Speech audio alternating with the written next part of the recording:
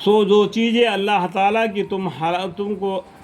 جو چیزیں اللہ تعالیٰ نے تم کو حلال اور پاک دی ہے ان کو کھاؤ، اللہ کی نعمت کو شکر کرو اگر تم اس کی عبادت کرتے ہو۔ تم پر تو صرف مردار کو حرام کیا ہے، اور خون کو اور خنزیر کے گوشت کو اور جن چیزوں کو غیر اللہ کے نامزد کر دیا گیا ہو، پھر جو شخص بالکل بے قرار ہو جائے بشرطیک طالب لذت نہ ہو اور نہ حد سے تجاوز کرنے والا ہو، تو اللہ تعالیٰ بخش دینے والا، مہربانی کرنے والا ہے۔ دو حلال اور حرام کے بارے میں اللہ تعالیٰ نے قرآن میں 3 جگہ پر لکھے، ایک تو یہاں پر 130 میں، اور 130 170 170 میں، اور 3 جگہ پر لکھے حرام فرما دیا۔ تو بالکل یہ بات نہیں کہہ دینا کہ ہم کیا علم کو بتا رہے، اب سمجھنا چاہیے، ٹھیک ہے؟ یہ بالکل حرام ہے کر کے نہیں کہہ دینا۔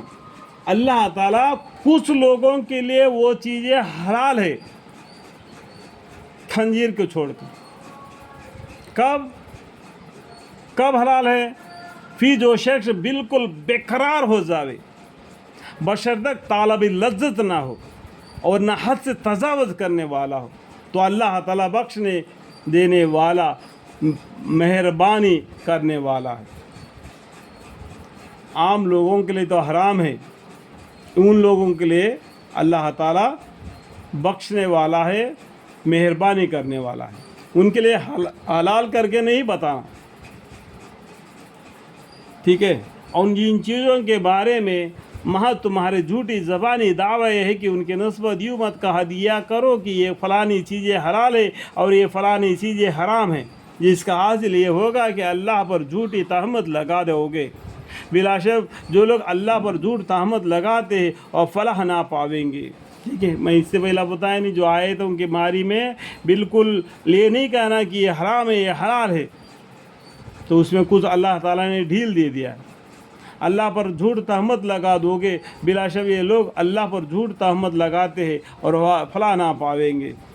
یہ چند روز عیش ہے اور ان کے لیے دردناک سزا ہے، اور یہودیوں پر ہم نے وہ چیزیں حرام کر دی تھی جن کے بیان ہم اس کے قبل آپ سے کر چکے ہیں، اور ہم نے ان پر کوئی زیادتی نہیں کی، لیکن وہ خود ہی اپنے اوپر زیادتی کیا کرتے تھے۔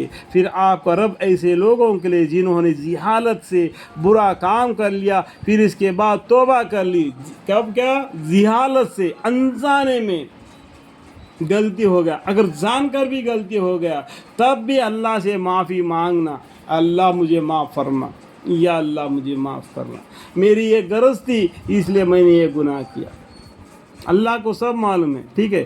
پھر آپ کا رب ایسے لوگوں کے لیے جنہوں نے جہالت سے برا کام کر لیا پھر اس کے بعد توبہ کر لی اور اپنے اعمال درست کر لیے، تو آپ کا رب اس کے بعد بڑی مغفرت کرنے والا، بڑی رحمت کرنے والا ہے۔ بے شک ابراہیم علیہ السلام بڑے معدات تھے، اللہ تعالیٰ کے فرمانبردار تھے، بالکل ایک طرف کے ہو رہے تھے، اور وہ شرک کرنے والوں میں سے نہ تھے۔ کون؟ ابراہیم علیہ السلام۔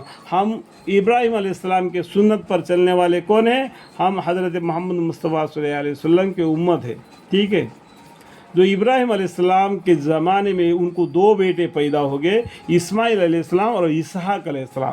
اسماعیل علیہ السلام کی طرف سے قوم جو پیدا ہوگی، نسل، وہ مسلمان ہے، اور اسحاق علیہ السلام کی طرف سے جو بچے پیدا ہو گئے وہ یہودی اور نصرانی ہیں، کیونکہ وہ لوگ اپنے آگے کو نہیں بڑھے، موسیٰ علیہ السلام کے اوپر ٹھہر گئے، اور وہ وزیر علیہ السلام کو اللہ کا بیٹا اور اللہ کا کے اور موسیٰ علیہ السلام کے ساتھ وہ لوگ عبادت میں مشغول ہو گئے، اور نصرانی لوگ کیا عیسیٰ علیہ السلام کو اللہ کا بیٹا اللہ کا کر وہ وہاں تک رک گئے۔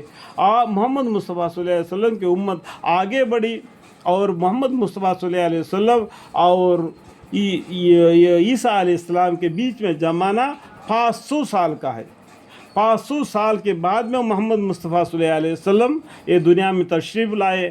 یہ 500 سال کو زندگی کو کیا بولتے ہیں معلوم ہے؟ فطرت کا زمانہ. تو اس کے بعد میں محمد صلی اللہ علیہ وسلم پر ایمان لائے اور قرآن پر ایمان لائے تو مسلمان ہیں. تو یہ دنیا میں کتنا طریقہ ہو گیا؟ ایک تو یہودی ہو گئے، اس کے بعد وہ نصرانی ہو گئے، اس کے بعد وہ مسلمان ہو گئے. جو اسلام کو بالکل مانتا ہی نہیں وہ لوگ کافر ہو گئے. اور جو مشرک لوگ ہیں تو وہ کبھی مسلمان ہوتے کبھی کافر ہوتے، کبھی مسلمان ہوتے کبھی کافر ہوتے.